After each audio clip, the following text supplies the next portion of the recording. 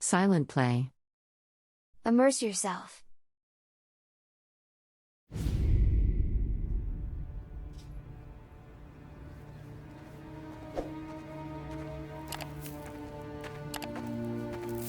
Hey, boss. I came as soon as I got your message. Sit down, Tom.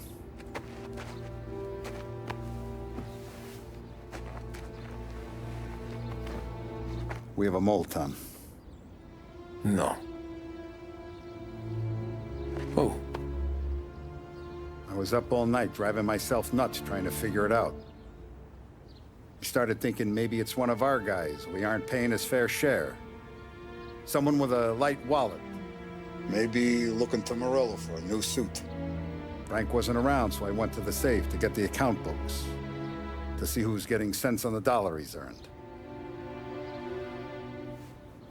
What do you know? The books are gone, Tom. Frank. More than 50 years I've known him. Everything I have, I got with Frank.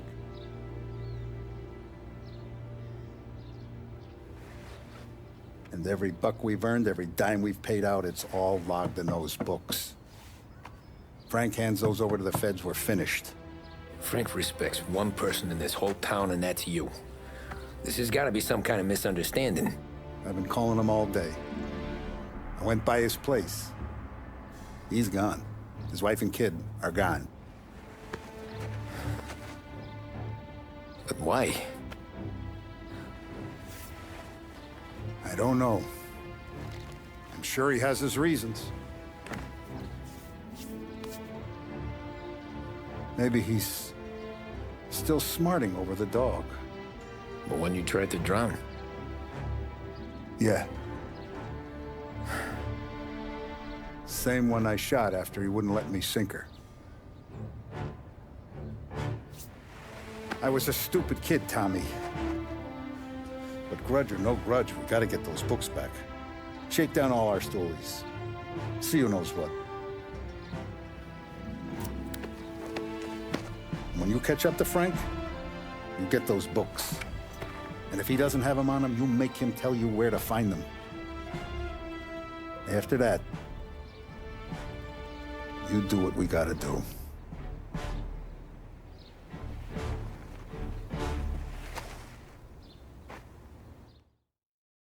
Vincenzo's waiting for you with a clean car.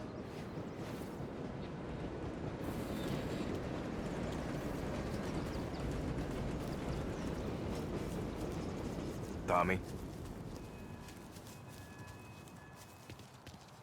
Tough day today, Tom. We gotta keep a lid on this, Tom. Start with Biff, but don't give him nothing. I got you a clean set of wheels. And something special here, if you want it.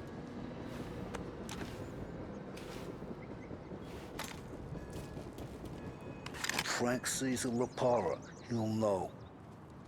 The old ways work. You gotta get those books back before the feds use them against us.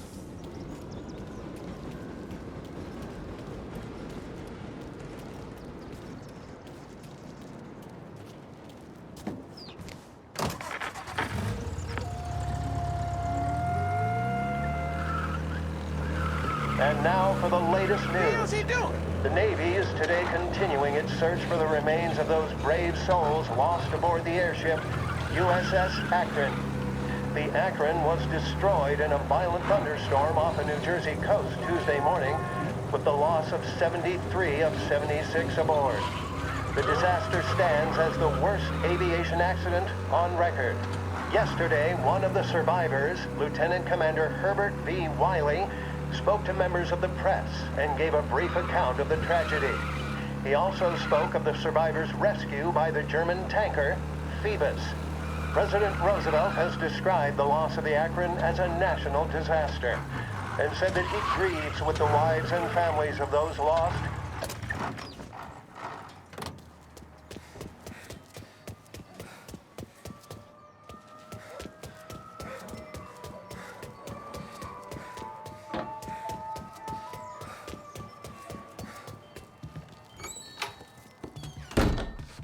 Tommy. What's the rumpus?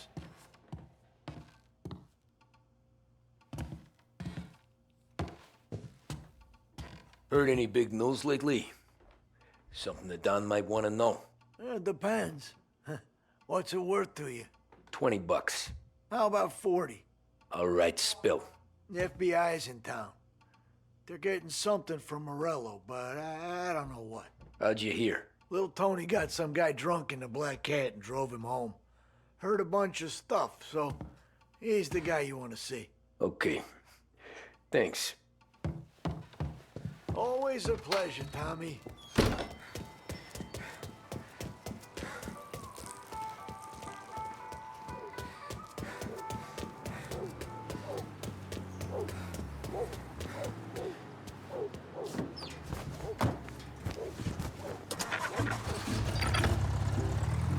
Welcome to a WLH Sports Report.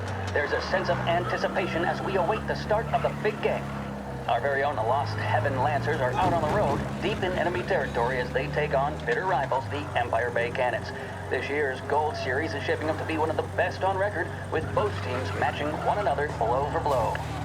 Despite the Cannons' home field advantage and an early lead in the series, the Lancers have bounced back and have really taken their rivals to task. Many of the plaudits and column inches have been dedicated to one man. Lancers pitcher Bunny Smith is one of this year's standout performers. And with this series tied at 3-3, he may well be the key man that brings the Wistman Trophy back to Lost Heaven. But doing so will be no easy task, as standing in his way is opposition captain Foghorn Jack Seidel. His solo home run at the bottom of the fifth inning of Game 5 tournament in favor of the Empire Bay team. Victory was canceled out by the Lancers in Game 6, and we now have a powder keg finale that is sure to have everyone glued to their radios. Can Bunny Smith bring it home for Lost Heaven, or will the Cannon's towering redhead have the final say? WLH 570 Lost Heaven Radio will carry live coverage of the final game of the Gold Series, and we hope you'll join us in wishing our boys well. And now, back to some of the latest musical numbers.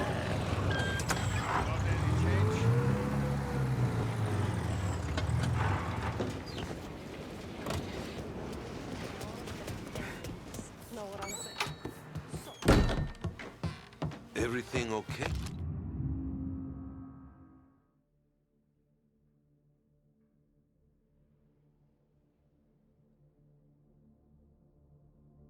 Hey, Tom.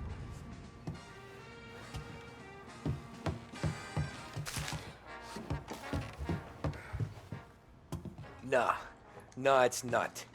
What's this about the guy you drove home who's with the feds? He came in for a drink, which turned into 10. He's hired muscle for some kind of safe house. Where? Oak Hill, corner of Pine. He gave me $10 to drive him back and keep my mouth shut. Later on, that Councilor Gilatti's brokered some kind of deal between Morello and the FBI. They were all ready to sit tight on someone in there. Why the hell didn't you tell us? Tom, I did. I came in to see Frank straight away. He didn't tell the Don? No, he didn't. Tom, what's going on?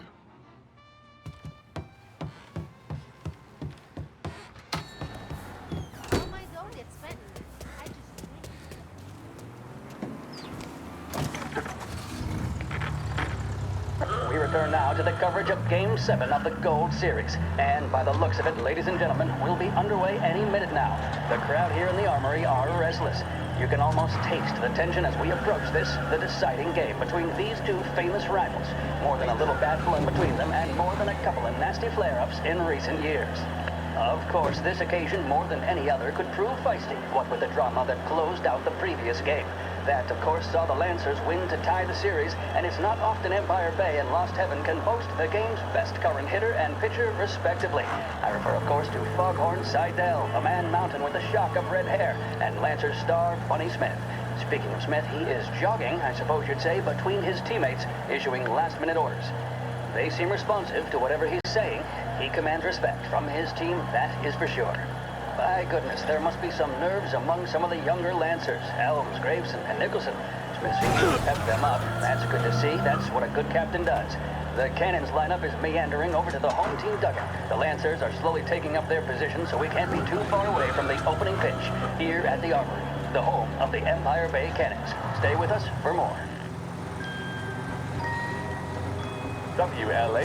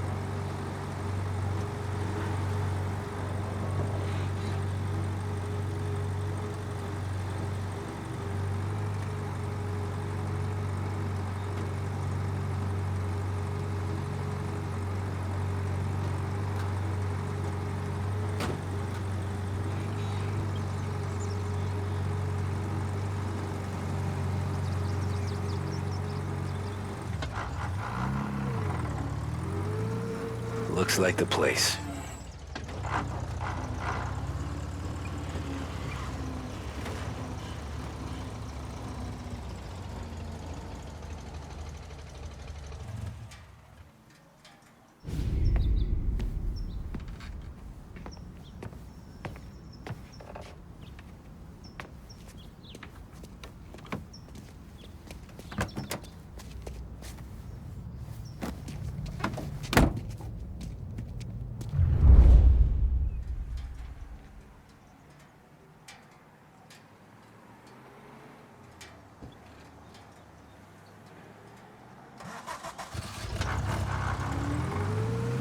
Take me to those account books, Frank.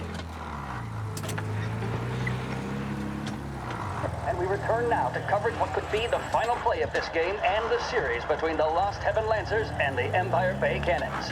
A quick reminder that this final inning is being brought to you by Swift Cola. When you need a lift, reach for a Swift. It's not only a taste sensation, it's guaranteed to increase focus, drive, and mental clarity. Pick up a bottle of Swift Cola today. And as we are coming to a close, let me thank today's other sponsors, Big Break Cigarettes and Lost Heaven Courier. Both of these teams could be said to be entering golden eras. Each team has a star player at the core with promising youngsters set around them. I refer, of course, to Smith and Seidel. The Cannons have had several such golden periods. The Lancers, it's fair to say, have not. I can see Lancers manager Frankie Hodge prowling in front of the dugout, gesticulating. He seems animated, to say the least. Looks like he's putting one of the officials in his place or something or other. With the noise of the crowd, it is quite hard to say for sure. Whatever's going on down there, you can feel the sense of occasion, and you just know that whatever happens, the crowd will be the first to tell you what has happened. The Lancers are now within minutes of snatching the Gold Series, which at one stage had appeared doomed, but they equally teeter on the edge of defeat. It all comes down to the final play. Nobody is warming up in the bullpen. Nobody down there is considering the possibility of extra innings. Bunny Smith then, standing on the mound, a look of steely determination on his face. He's betraying no emotion, doesn't look nervous or tired after his exertions this series, nor does he appear to be carrying the weight of expectation. He's having a word with the umpire about something or other. Some kind of meat What a happening. strapping fellow. 6'2", 195 pounds. If the Lancers are to win here today, he's going to write himself into the record books. And boy, oh boy, what that would mean to the people of Lost Heaven after such a long time without glory on the diamond. All right, they've sorted out whatever was going on. Here we go then. In for the Cannons, it's Paddy Doherty. Smith is pitching the game of his life, but Doherty's a big man. If he can catch one, it could run, and with bases loaded, the Cannons would have it. Here we go. Doherty facing down Smith. Fastball and strike. The big man thought he had it. Some speed on that ball, my goodness. It's fair to say Doherty looks a little spooked. He was convinced he had it. His body language tells the tale. Smith remains cool under pressure, not a flicker of emotion on his face. He winds up. And that's two. There was zip on that one. Good Lord. Seidel is barking something at Doherty, but we have no chance of hearing it as the noise of the crowd reaches fever pitch. Doherty's gesturing, and that's only making Seidel more irate. This is it, folks. Another strike, and the Lancers win. If Doherty can get behind it, surely the Cannons will get all their men home and snatch victory. They taking you to the airport, Frank? And that's the winners. Lancers win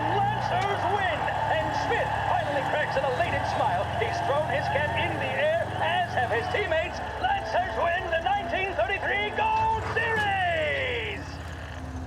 This is Lost Heaven Radio, broadcasting on 570 AM.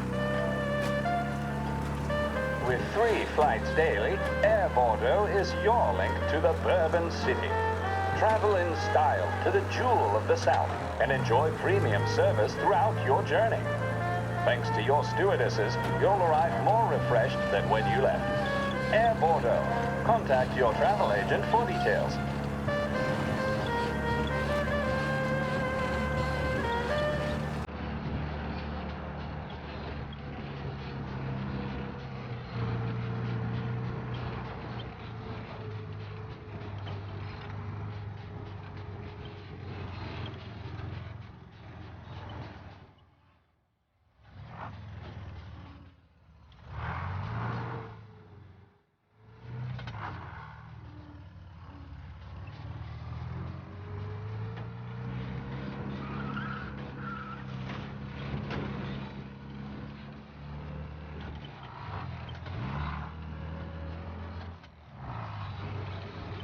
Christ, they're flying him out of state or something. Fuck, this ain't good.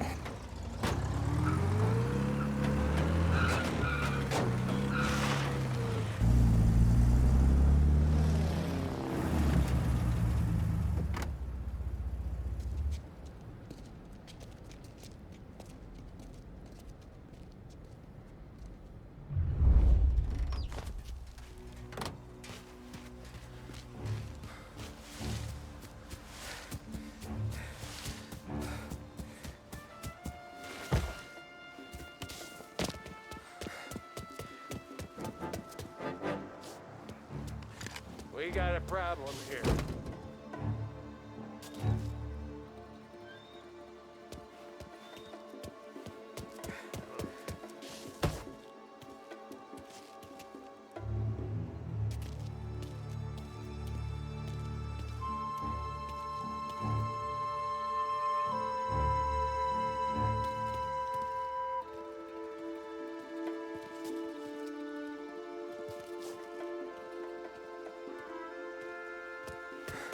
We got a problem here.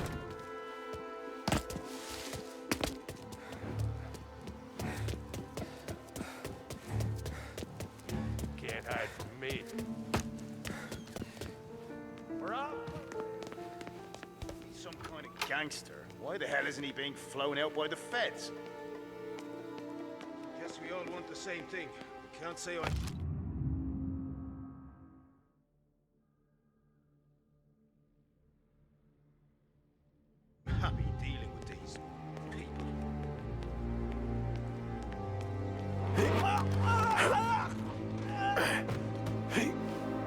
The plane they're gonna use is Don Morello's. I'm sure of it. Well, we can't give up now. Morello hasn't the honor to even show his face. For a rat like you? Nah. Get in the car.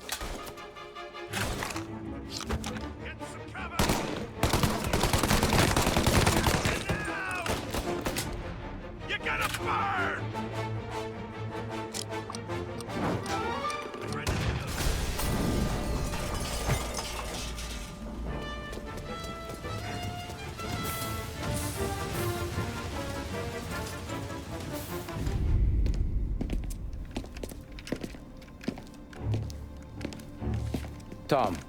Frank. The Don sent me. I figured as much. I'm sorry it had to be you, Tommy. Anything you want me to tell him? I wish it could have shaken out better, but Morello finally came after me. It's okay. You can come out.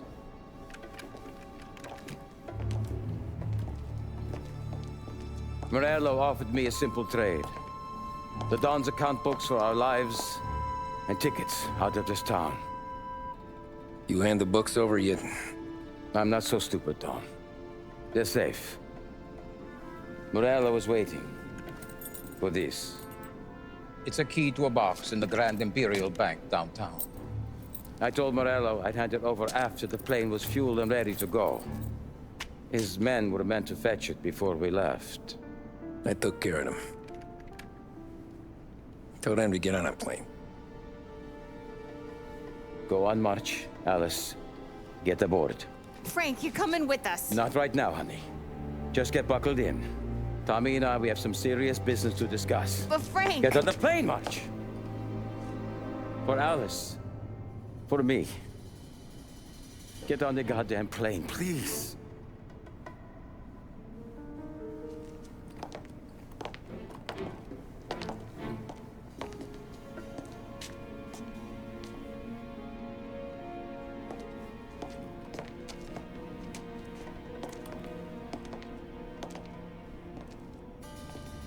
You been paid yet? Yeah.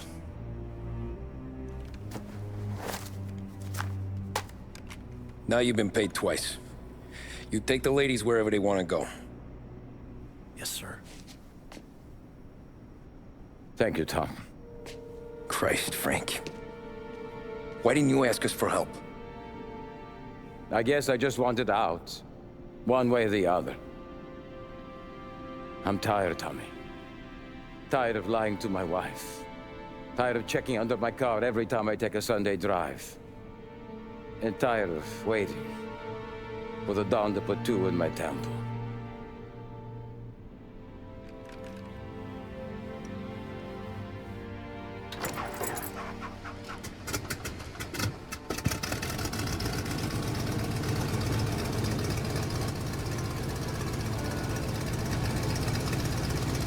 God damn you, Frank.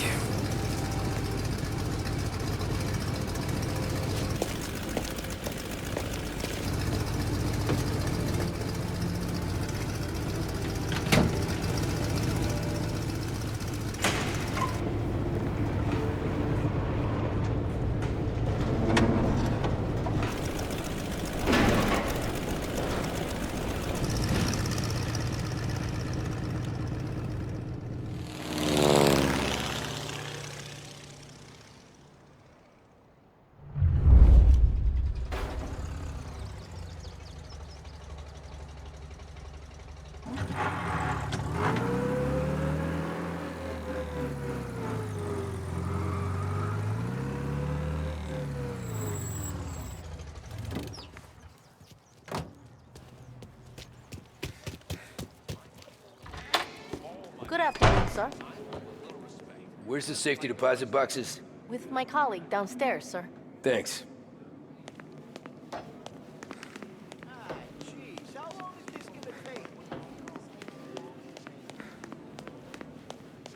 Beautiful day, huh?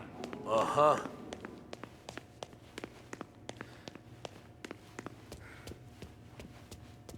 Keeping out of trouble, I hope. I need to access the deposit boxes for Frank Coletti. Ah, yes, Mr. Angelo? Yeah. Mr. Coletti said it might be you who came, and to provide access. Please, follow me.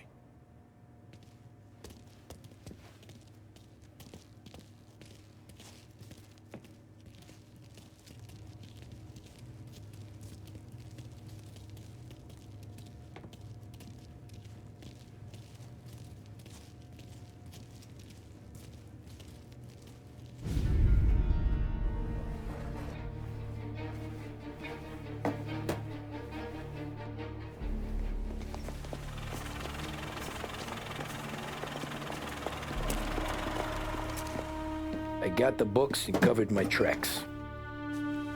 Salieri never asked any questions. In fact, apart from the funeral, I never heard him talk about Frank again.